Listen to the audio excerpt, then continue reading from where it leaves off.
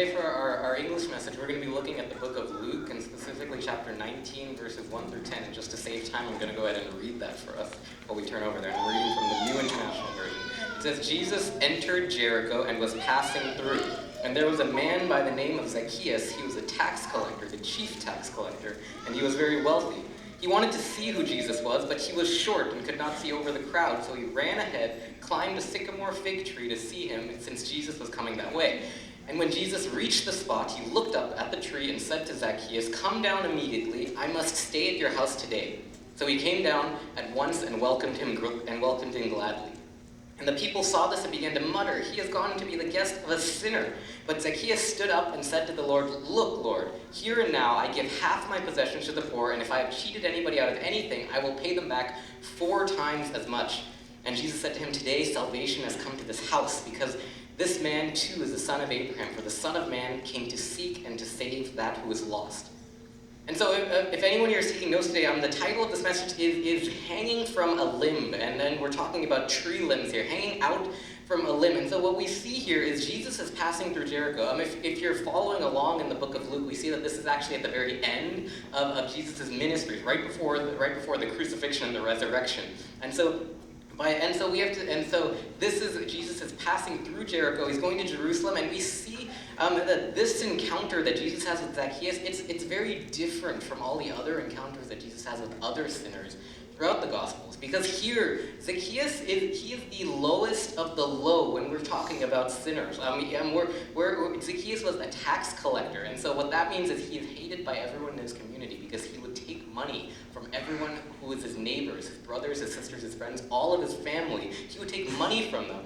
And so when you see Zacchaeus in the streets, and if you're just a civilian in the city of Jericho and you see Zacchaeus coming, you walk the other direction because you don't want Zacchaeus to come and take everything that you have. You want to hold on to what's left. And he's the chief tax collector. It tells us that in verse 2, that he's the chief, meaning that he has been in the game for a long time, and now he's made his way all the way to the top. He's the chief, and he is the master, and therefore he is hated by everyone in his community.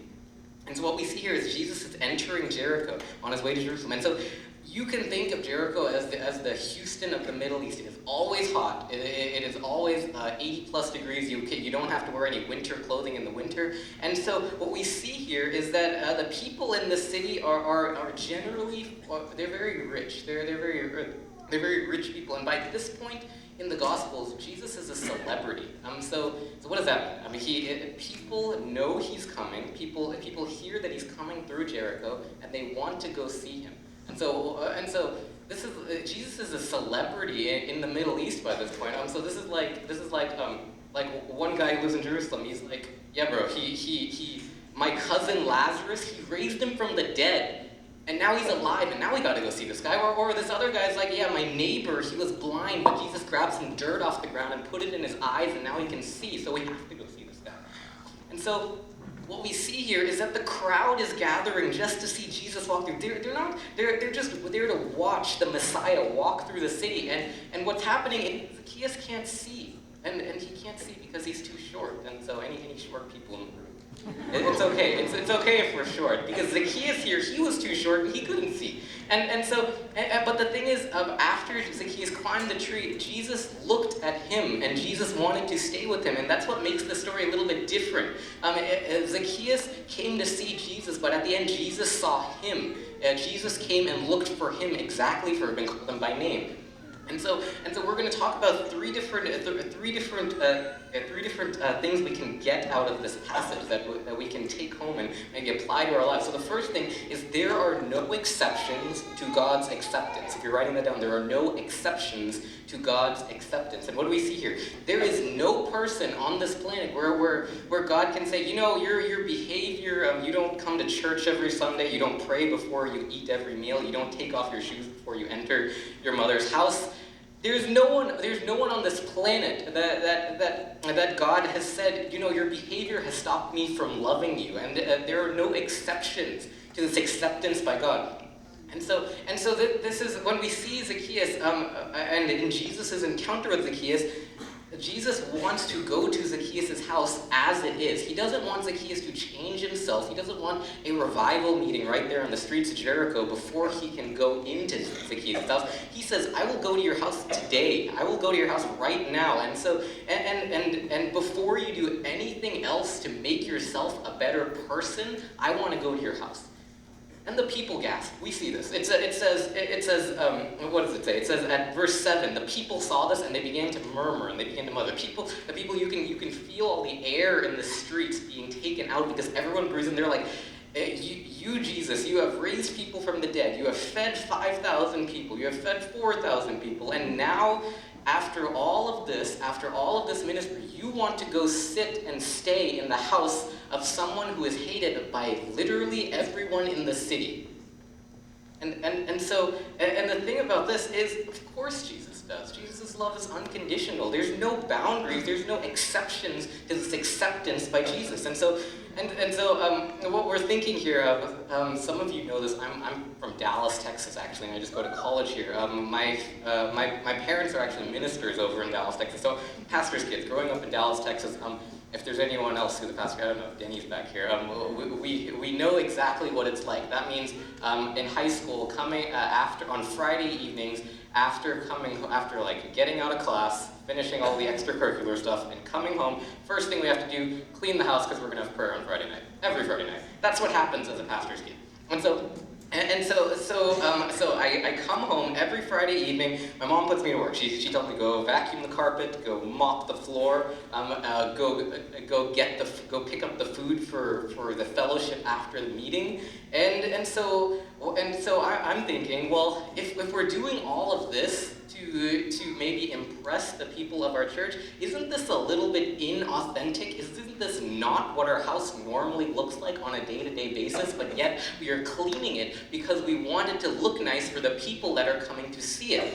And so it's not what it always looks like, right? Our house isn't always with all of our decorative pillows and every perfect spot on the couch or with every spot on the carpet being cleaned up. That's not what our house looks like every day. It's only what it looks like when we want guests over. And so is this what we're like when it comes to our relationship with Christ?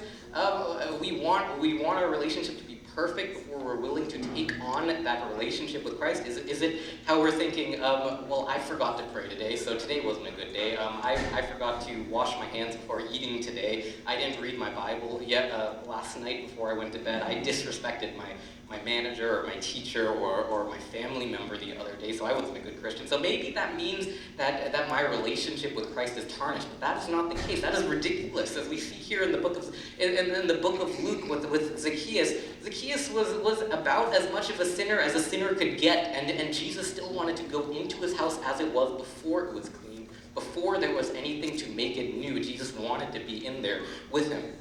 And so what we see here, so that was our first point. There are no exceptions to God's acceptance. And as we move on through this passage, we see from verse 7 to verse 8, there's a very big change, because I'll read over verse 7. It says, "And the people saw this. They began to mutter, 'He has gone to go be the guest of a sinner.' But in verse 8, Zacchaeus stood up," and this is while Jesus is at his house, Zacchaeus stood up and said, "Lord, look, here and now I give half my possessions to the poor. If I have cheated anybody out of anything, I will return to them 4 times that amount."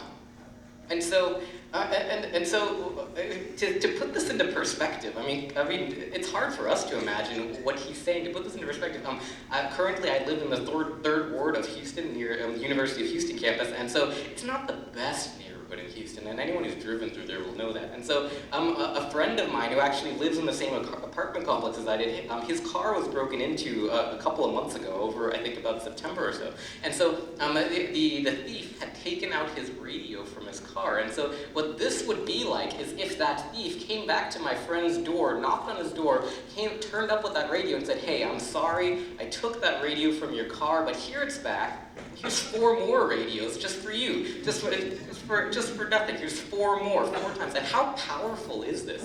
That just one encounter with Jesus made Zacchaeus say, "I want to change my life. I want to be different. I don't want to be living in the same way that I've been living, but I want to give back and give back more than what I've already taken."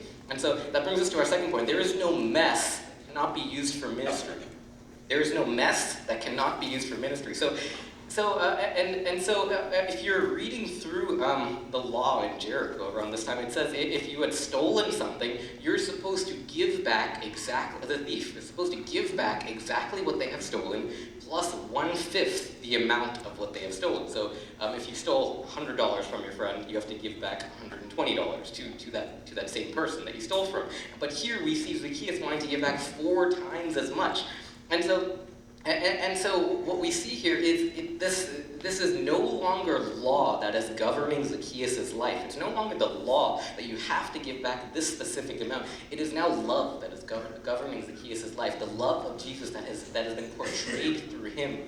And so this has turned a once greedy person into a now generous person. And so anyone here participated in Black Friday shopping? It was just around the corner last weekend. Anyone here? No one wants to raise their hand. That's cool. That's totally fine. So what we see with a holiday like Black Friday is that greed has encompassed the lives of Americans to make them want to, after going to church on Thursday afternoon, having their yearly annual skit where the kids dress up as Native Americans and they have the pilgrimage and all of that, and then they eat a big feast together. They go home, maybe watch the Cowboys game after that, and then at 6 p.m. they will get in their cars, they will drive to Walmart, and they will stand in line for hours just for that one 70-inch television that's $100. And then when you get in, you see that there was only one of them. And everyone's already fought over it, now it's gone. But here is a different television that's maybe 40 inches, and it costs a little bit more, and so now you're getting something you didn't even want in the first place. And so, I personally, I'm not a Black Friday shopper myself. If I ever go out, it'll only be on the Friday evening, so after everything has already died down, and now you're just looking at the remains of the war that was inside these stores. And so this year, Black Friday, I was actually here in Houston, and so I went to the Pearland Town Center just down the street from here. And so anyone who's been over there knows that there's construction on Broadway 518, and because of that construction, there is lots and lots of traffic. There is tons of traffic, and what you see when you drive through all of those intersections is and this is a sign that I've never seen one. Back in Dallas, I've never seen this. There's a sign on every intersection that says, "Don't block the box." There's a picture of a box with a red X on it. And what that means is that if the light is green for you, but you don't see any room on the other side of the intersection, don't go across the intersection. Just wait. The world isn't going to end if you don't get to that 70-inch television right now. You can just wait a little bit. And so what I noticed, though, on Black Friday when I went out there, people would even if the light turned red, people would still be going through, and people would pile up and they would block the whole intersection. So now the next lane that had a green light couldn't even go because their actions were blocking someone else. And so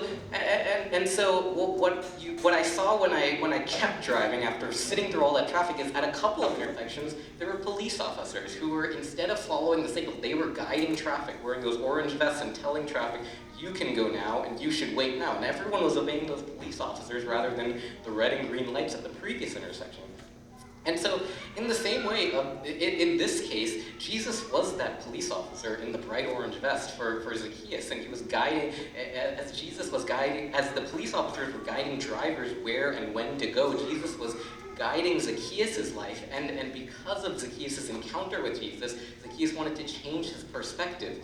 And so, therefore Zacchaeus' mess, all of the wrongs that he had committed in his life up to this point, he wanted to turn it around and use it for a ministry. There is no mess that God cannot use for your ministry. And so, as we close up, we see in the last two verses, verse 9 and 10, it says, Jesus said to him, Today salvation has come to this house, because this man too was a son of Abraham. And for the Son of Man has come to seek and to save that who was lost. And so our third and final point is that we don't need a second chance anytime we mess up. We don't need a second chance. We need a savior every time we mess up. And so what we see here is Zacchaeus didn't need a second or a third or a fourth chance to fix his problems, to fix all of the messes that he had made in his life. All he needed was that one encounter with Jesus. He needed the savior in his life, and because of that, his life was changed. And so what I think is an issue in Christian households and what we learn growing up is salvation in itself is not a process. You might have been raised in a household where you were taught that to have salvation, you have to do specific things. You have to pray before you eat. You have to have family prayer every evening. You have to go to church every Sunday morning. But the issue with all of this is that salvation does not come from a process of you doing things, but rather it comes from a person, and that person's name is Jesus. And Jesus is the Savior that will come and save you out of the situation that you're in. And so because of that, you don't actually need that third chance or that fourth chance or that fifth chance to get everything right. You just need to turn to that one person who is Jesus and allow him to come into your house. And by him entering your house, your lives will be changed. And may God bless you with these